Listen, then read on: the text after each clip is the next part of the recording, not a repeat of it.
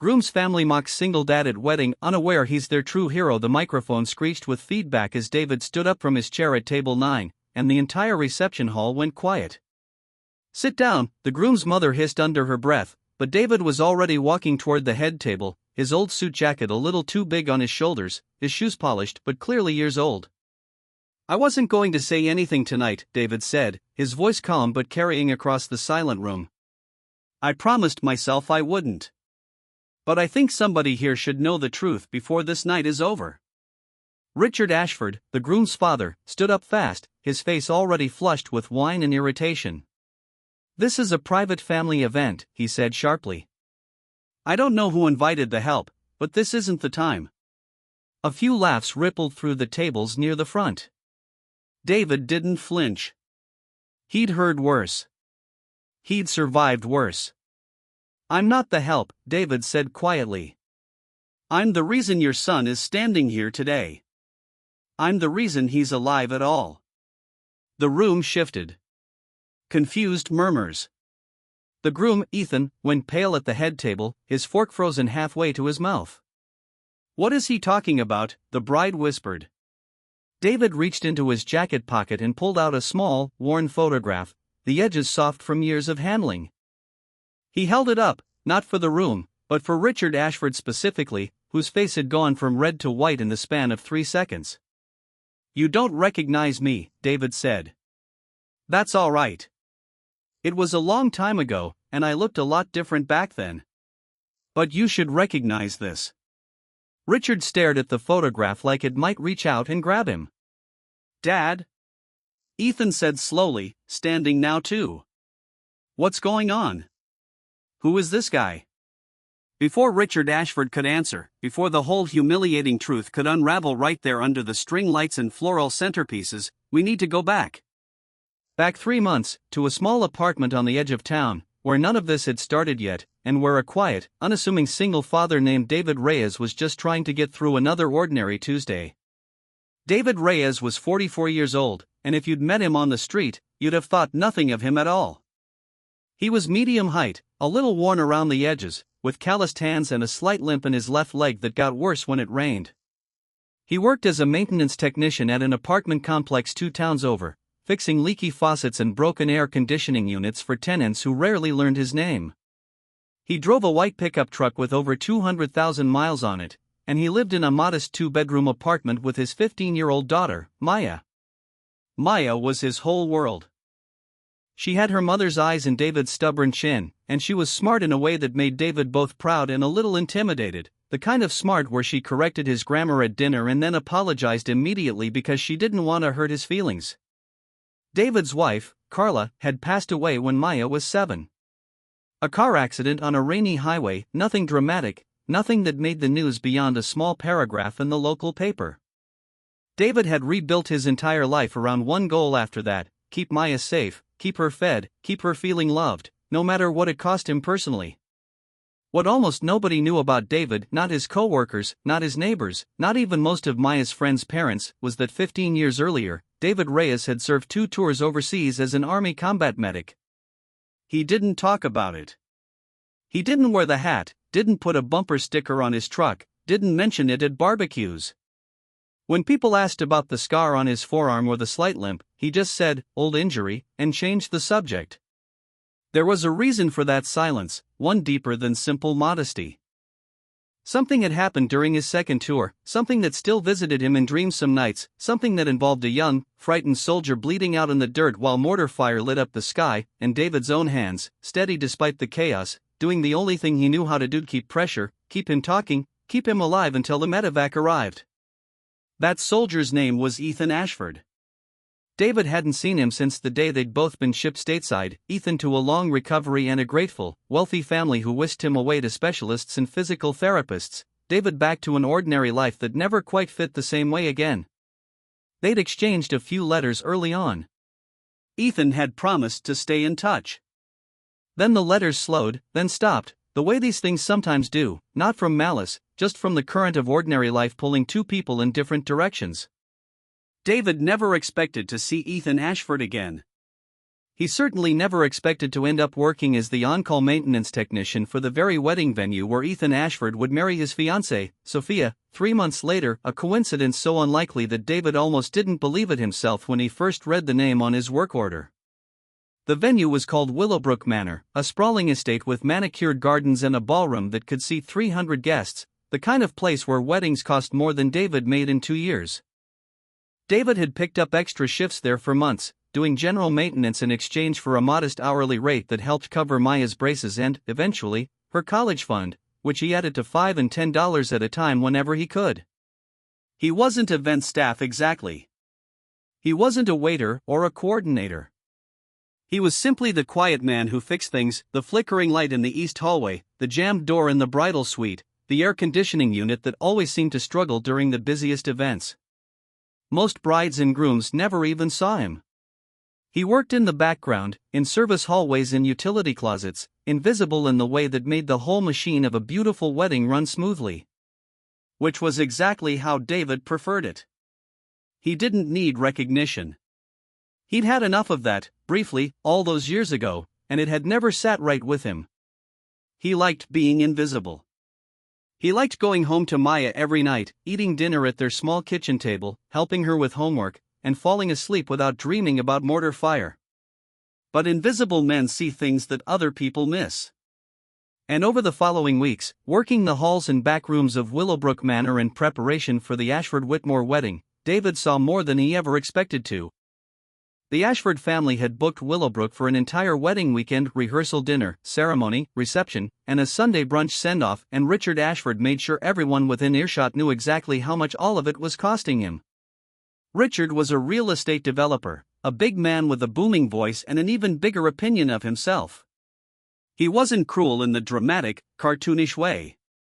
He was cruel in the casual way wealthy, insecure men often are, dismissive of anyone he perceived as beneath him, quick to correct waitstaff loudly in front of guests, the kind of man who tipped exactly the expected amount, never a dollar more, and made sure people knew he was doing them a favor by tipping at all. His wife, Linda Ashford, was similarly image-obsessed, though her cruelty ran quieter, more surgical. She had opinions about everything, the flowers, the seating chart, the exact shade of ivory on the tablecloths, and she delivered those opinions to the venue staff with a tight, condescending smile that never reached her eyes.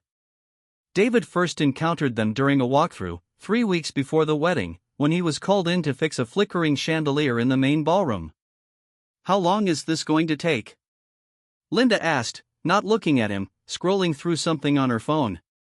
"We have caterers arriving in 20 minutes and I don't want them seeing a maintenance man on a ladder." "Shouldn't take long, ma'am," David said evenly, already climbing the ladder. "Good," she said, still not looking up. "Try to be quick about it."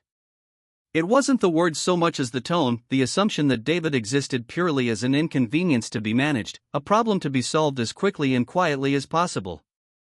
David had encountered that tone plenty of times in his life. He'd learned not to let it bother him, mostly. Richard Ashford was worse, in a different way. He liked to make comments, not quite insults, but close enough, disguised as jokes. "You ever think about a real job?" Richard said once, watching David replace a light fixture, chuckling like it was harmless. "Kidding, kidding. Somebody's got to do it, right?" David said nothing. He finished the fixture, packed up his tools, and moved on to the next task. He'd learned, over years of quiet, unglamorous work, that the men who said things like that rarely wanted a response. They wanted an audience for their own cleverness, and David refused to give them the satisfaction. What David didn't yet know was that Ethan, the groom, the man he'd once kept alive on a battlefield thousands of miles from here, was somewhere in that same building during these walkthroughs, always just out of sight, always in another room discussing seating arrangements or tasting menus, the two men circling each other for weeks without ever crossing paths. It was during the third week, while helping set up chairs for the rehearsal dinner, that David first noticed something that made his chest tighten in a way he hadn't felt in years. He was carrying a stack of folded chairs across the lawn when he glanced toward the veranda and saw a young man leaning on a cane, laughing at something his fiancée had said. The young man had a scar along his jawline, faint but visible in the afternoon light, and a very particular way of favoring his right leg when he shifted his weight, small, subtle details that most people would never notice. David noticed.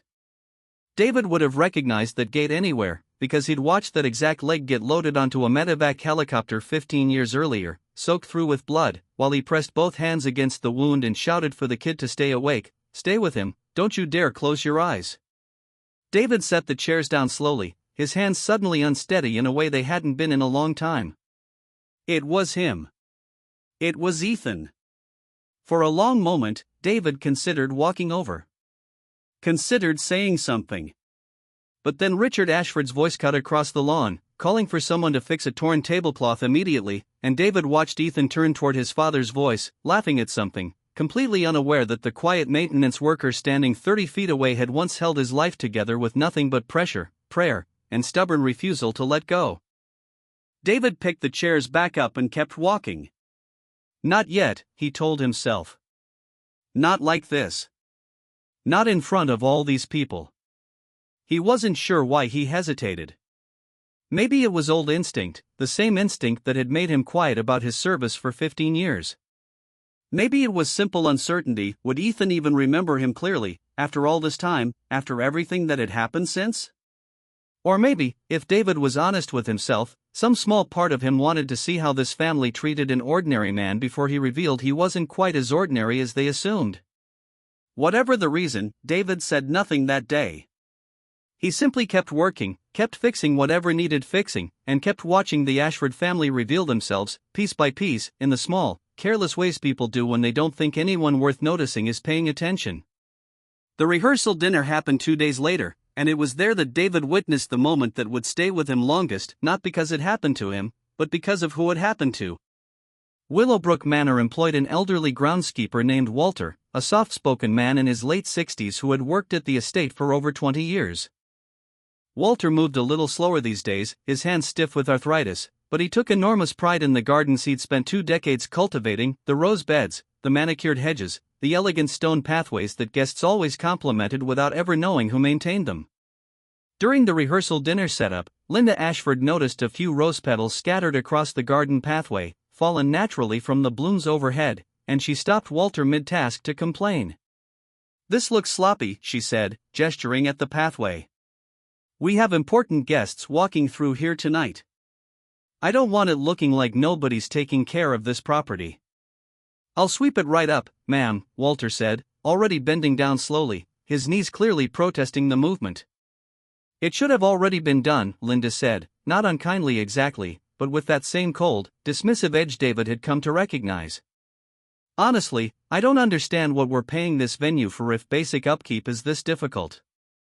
Walter said nothing, just kept sweeping, his weathered hands trembling slightly, whether from the arthritis or the embarrassment of being scolded in front of arriving guests, David couldn't be sure. Probably both. David, carrying a folding table across the lawn, slowed his pace, watching the old man work in silence, watching Linda walk away without a second glance, already checking something else off her mental list of complaints. David set the table down and walked over. "Let me help you with that," he said quietly, crouching down beside Walter.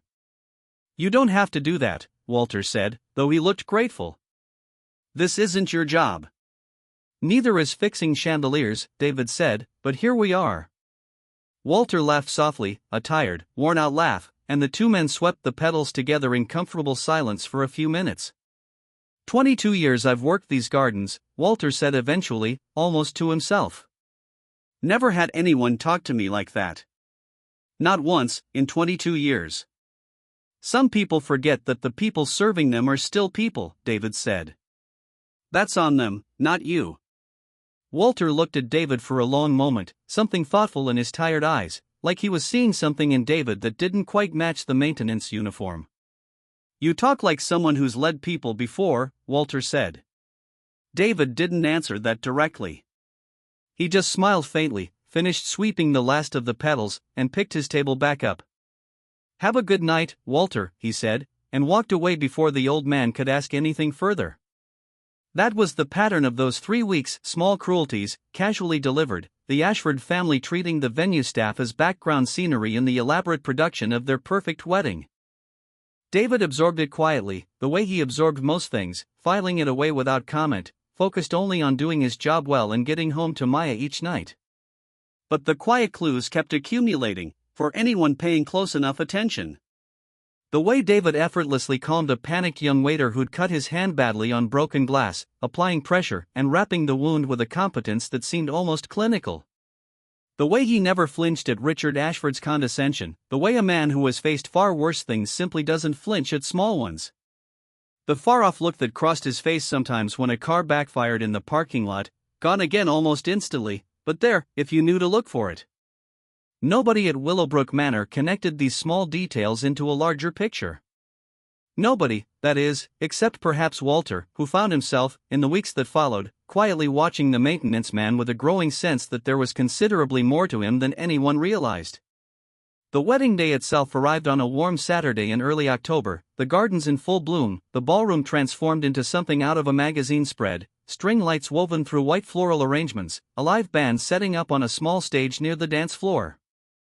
David wasn't scheduled to work the reception itself, his role was mostly preventative, making sure everything ran smoothly behind the scenes, but a last-minute issue with the air conditioning system in the ballroom meant he ended up staying through the ceremony and into the early part of the reception, working quietly in a service hallway just off the main room, monitoring the temperature controls. It was there, in that hallway, that he first heard Ethan's voice up close, clearly, after 15 years. "Dad, seriously, can you just relax tonight?" Ethan was saying, somewhere just around the corner, his voice tired in the particular way of a groom who had spent the entire day managing his father's expectations. "It's my wedding. Can we not turn this into another one of your business dinners? I just want everything to go smoothly," Richard's voice answered, defensive. "Is that so wrong? You made the caterer cry, Dad. She undercooked the salmon." David, adjusting a thermostat dial a few feet away, allowed himself a small, private smile. Some things, apparently, hadn't changed about the kid he remembered, that same tired exasperation with unnecessary conflict, that same instinct toward decency even when surrounded by people who didn't quite share it. The ceremony went smoothly. The reception began, guests filtering into the ballroom, champagne flowing, the band easing into soft background music during the dinner service. David finished his work in the service hallway and was preparing to head home for the night when the real trouble started. It began small, the way these things usually do. A groomsman, clearly several drinks in, made a comment about the help not being invited to eat with real guests, loud enough that a young server visibly stiffened. Then Linda Ashford, circulating through the room greeting guests, stopped by the catering station and loudly criticized the plating of the appetizers in front of the entire kitchen staff, humiliating the head chef, a woman who had spent 3 days perfecting the menu. David, gathering his tools near the back exit, watched all of this unfold with a familiar, tired frustration. He'd seen this pattern play out over 3 weeks now. He told himself, as he had told himself many times before, that it wasn't his fight, that these were simply difficult people who would eventually go back to their difficult lives, and he would go back to his ordinary one. But then he saw Walter. The old groundskeeper had been asked to help move some overflow chairs from the ceremony space into a storage area near the ballroom, a task well outside his usual duties, and clearly one his aging knees were struggling with. As he awkwardly maneuvered a stack of folding chairs through a narrow doorway, Richard Ashford, apparently annoyed that the doorway was momentarily blocked, snapped at him in front of a small crowd of arriving guests. "Come on, we don't have all night," Richard said loudly. "This is embarrassing. Can someone competent handle this?" Walter, flustered, moved too quickly, lost his balance slightly, and the chairs clattered loudly to the floor. A few guests laughed. Richard rolled his eyes theatrically. "Unbelievable," he muttered, loud enough for everyone nearby to hear. "We're paying a fortune for this place and this is the staff they give us." Walter, on his knees now, trying to gather the fallen chairs, looked up, and for just a moment, David saw something in the old man's face that hit him harder than anything else that entire evening, not anger, but shame.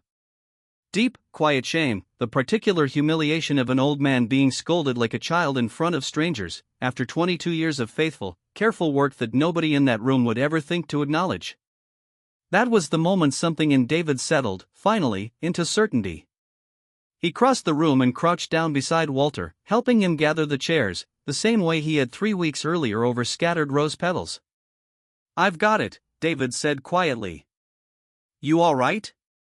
I'm fine, Walter said, though his hands were shaking. Just embarrassed. You've got nothing to be embarrassed about, David said, standing, chairs stacked neatly under one arm.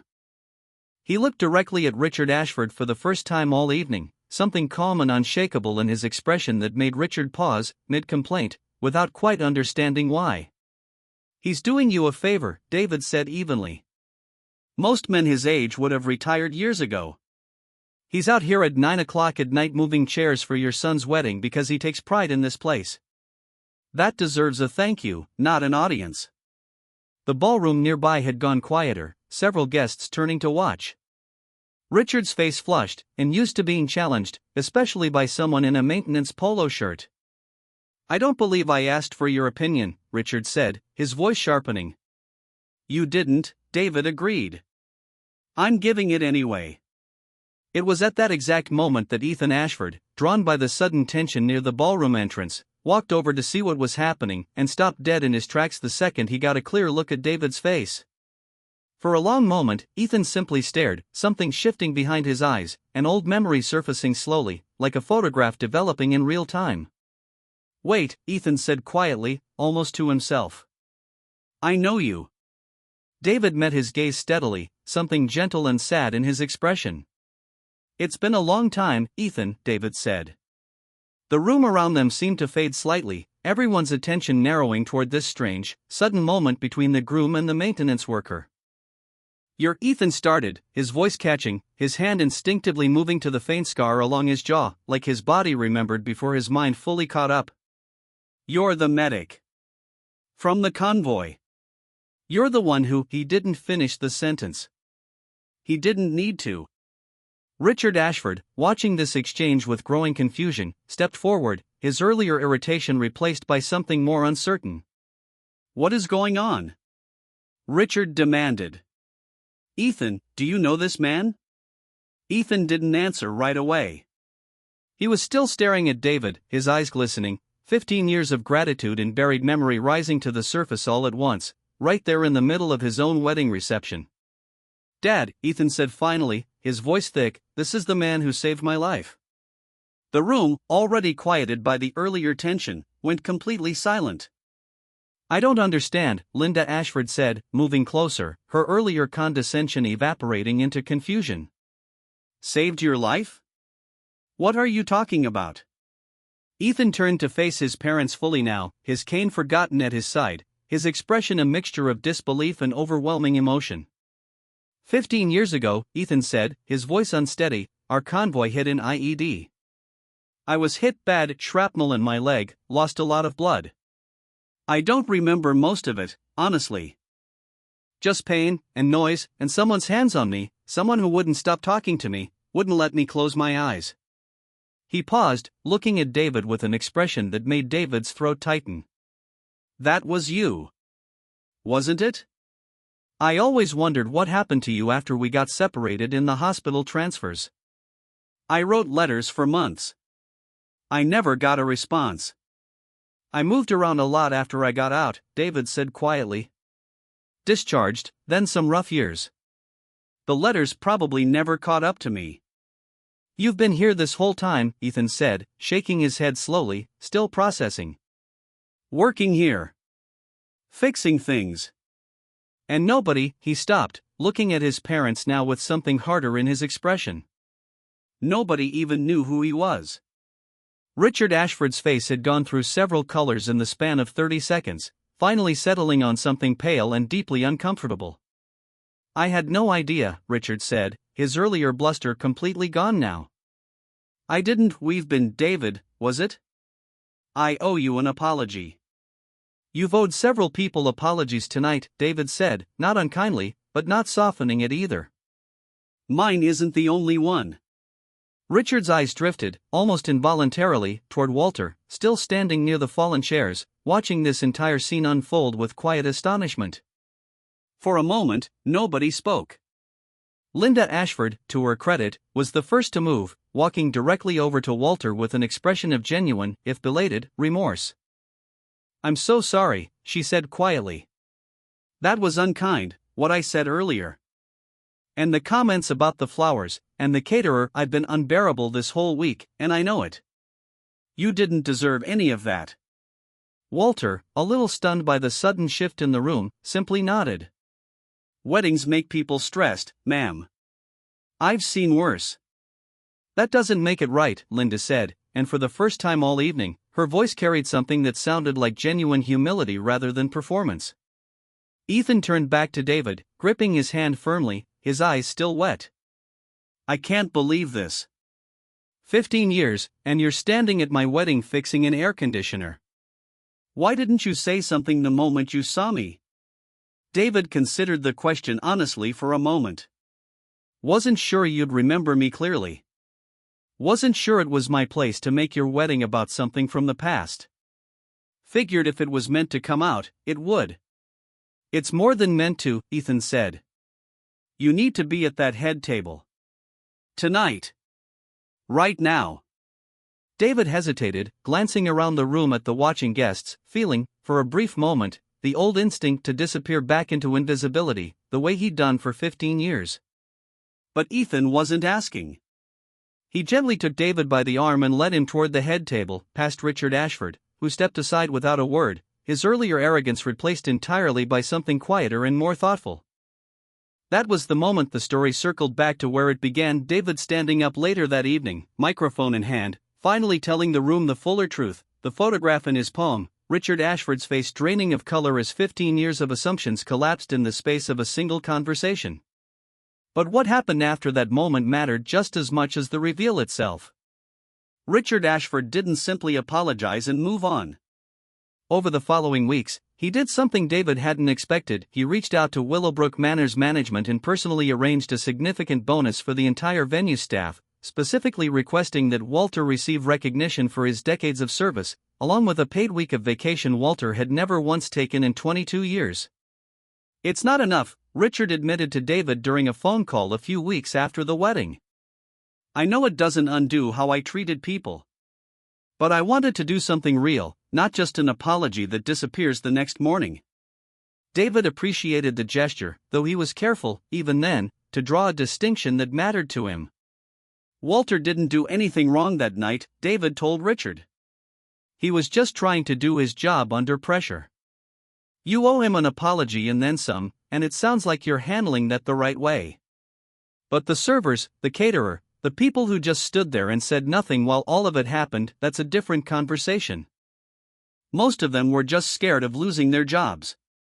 That's not the same as cruelty. People freeze. It doesn't make them villains, it just makes them human. Richard was quiet for a moment on the other end of the line. You're more forgiving than I probably deserve. I've learned the difference between people who hurt others because they don't know better yet, and people who hurt others because they don't care, David said. Most people fall into the first category, if you give them the chance to learn.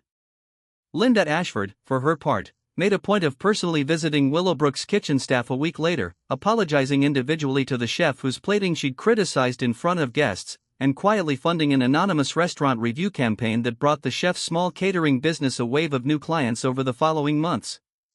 It wasn't loud. It wasn't performative. It was simply a woman trying, in her own imperfect way, to fix something she'd broken. As for Ethan, his relationship with David deepened quickly in the months that followed the wedding. He insisted on meeting Maya, David's daughter, taking the two of them out for dinner one evening a few weeks later, where he spent nearly 2 hours listening to Maya talk excitedly about her plans for college, occasionally glancing at David with an expression of quiet, grateful awe. Your dad's the reason I got to walk down an aisle at all, Ethan told Maya at one point, watching her face shift with surprise, since David had never told her the full details of what happened overseas. He never mentioned that, did he? Maya looked at her father, something new and deeply proud blooming in her expression. No, she said softly. He never did. That sounds about right, Ethan said, smiling. He's not exactly the type to bring it up. David, a little embarrassed by the attention, simply shrugged. Wasn't something I did for credit. Just did what needed doing. Ethan later insisted on establishing a small scholarship fund in David's name at the local community college, specifically for children of veterans pursuing higher education, a gesture David initially resisted, uncomfortable with the spotlight, until Ethan pointed out gently that the fund wasn't really about David at all. It was about making sure other kids like Maya had a little more support than David had been able to give her entirely on his own. David eventually agreed, on one condition, that the fund remain quiet, unannounced, no press releases, no plaques with his name in gold letters. Just quiet help, for quiet families, the way David had always preferred to move through the world. Walter, meanwhile, took his first vacation in over 2 decades, a week at the coast with his daughter and grandchildren, sending David a single postcard afterward that simply read, "Thank you for seeing me that night." Nobody usually does. David kept that postcard on his refrigerator for a long time afterward. As for the Ashford family, their transformation wasn't instant or perfect. Richard still occasionally slipped into his old impatience, still occasionally needed a gentle reminder from Ethan or Linda about how he spoke to people who worked for him. But something had genuinely shifted in that family after that wedding night, a small crack of humility that widened slowly over time into something like real change. Months later, on a quiet evening in early spring, David found himself back at Willowbrook Manor, not for work this time, but as an invited guest at Ethan and Sophia's first anniversary celebration, a small, casual gathering on the same lawn where he'd once carried folding chairs in silence, invisible to almost everyone around him. Maya sat beside him at the table, laughing at something Ethan had said, completely at ease among people who, a year earlier, would have looked right through her father without a second glance. Walter was there too, tanned from his vacation, looking healthier and lighter than David had ever seen him, chatting easily with Linda Ashford near the rosebeds he'd tended for over 2 decades. David watched all of it quietly, the way he watched most things, content simply to be present, to be part of something warm and undramatic and genuinely good. He thought, not for the first time, about how strange life could be, how a man could spend 15 years trying to disappear into ordinary invisibility, only to have that same invisibility become the very thing that revealed him, at exactly the moment it mattered most. He didn't need the recognition. He never had. But he'd learned something important in the months since that wedding, something he tried, in his own quiet way, to pass along to Maya whenever the moment felt right. The people who truly matter in this world rarely announce themselves. They show up quietly, do the hard work nobody notices, and let their actions speak in a language far more honest than words ever could. And sometimes, if you're paying close enough attention, the person you overlook without a second thought turns out to be the very reason you get to stand where you're standing at all.